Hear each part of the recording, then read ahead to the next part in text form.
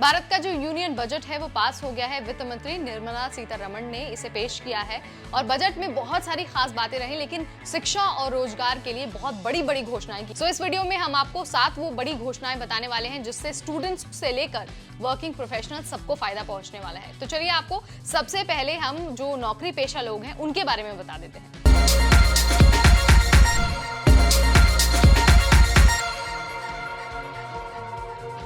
Finance minister Nirmala Sitharaman ने ये घोषणा की है अपने बजट में कि देश में 1000 जो रोजगार प्रशिक्षण केंद्र हैं वो खोले जाएंगे और ये जो केंद्र होंगे ना, इसमें जितने भी युवा हैं उन सभी को प्रशिक्षण यानी कि ट्रेनिंग दी जाएगी। इसके अलावा बजट में ये भी कहा गया है कि आने वाले फाइनेंशियल ईयर तक 25,000 नौकरियां देने का एम यानी कि लक्ष्य रखा गया है। इसके अलावा ये भी कहा गया है कि 1000 ITI जो हैं वो अपग्रेड किए जाएंगे, यानी कि उसमें नए कोर्सेज और नए जो ट्रेनिंग प्रोग्राम्स हैं वो ऐड किए जाएंगे। अलग अलग ITIs हैं उनमें और भी बेहतर सुविधाओं को ऐड किया जाएगा, नए कोर्सेज और नए जो ट्रेनिंग स्किल्स हैं उन सभी को इंक्लूड किया जाएगा।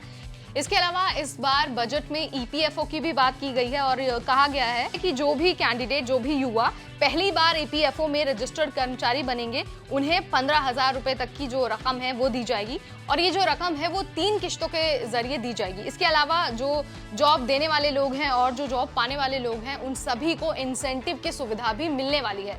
ये जो इंसेंटिव वाला प्रोसेस है, ये जो पॉइंट है, चलिए आपको इसके बारे में बता देते हैं, एक्सप्लेन कर देते हैं।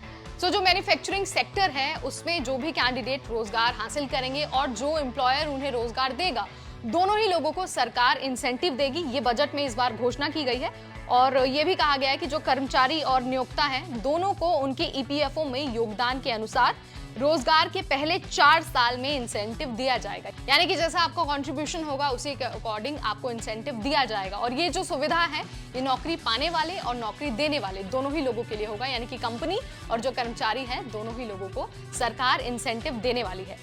इसके अलावा जो भी स्टूडेंट्स हायर एजुकेशन के लिए एजुकेशन लोन लेना चाहते हैं, इस बार बजट में भी उनके लिए बड़ी घोषणा की गई है और कहा गया है कि ऐसे स्टूडेंट्स को एजुकेशन लोन लेने में फायदा होगा।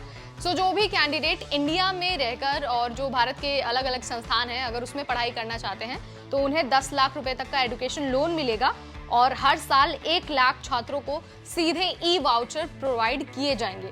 इसके अलावा अगर हम लोन पर इंटरेस्ट रेट की बात करते हैं तो स्टूडेंट्स को सिर्फ 3% जो इंटरेस्ट है ना वो चुकाना होगा।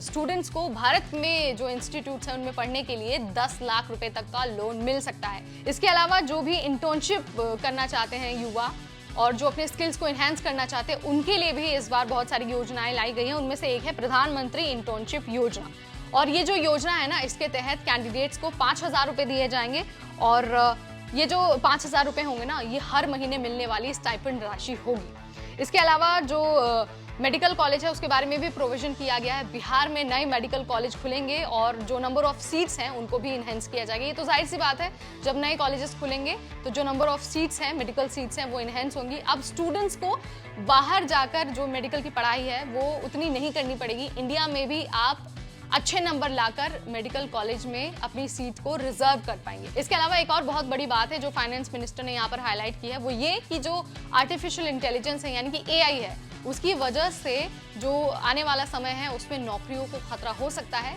ऐसे में स्टूडेंट्स के लिए, कैंडिडेट्स के लिए जो अभी पढ़ रहे हैं या फिर जो नौकरी लेने वाले हैं उनके लिए बहुत ज़रूरी है कि वो अपने स्किल्स पर बहुत ज़्यादा काम करें और साथ ही जितना ज़्यादा हो सके खुद को डिजिटली स्ट्रांग बनाएं। ये वो 7 बातें हैं जो इस बार के बजट में बहुत खास रही हैं शिक्षा और रोजगार के क्षेत्र में।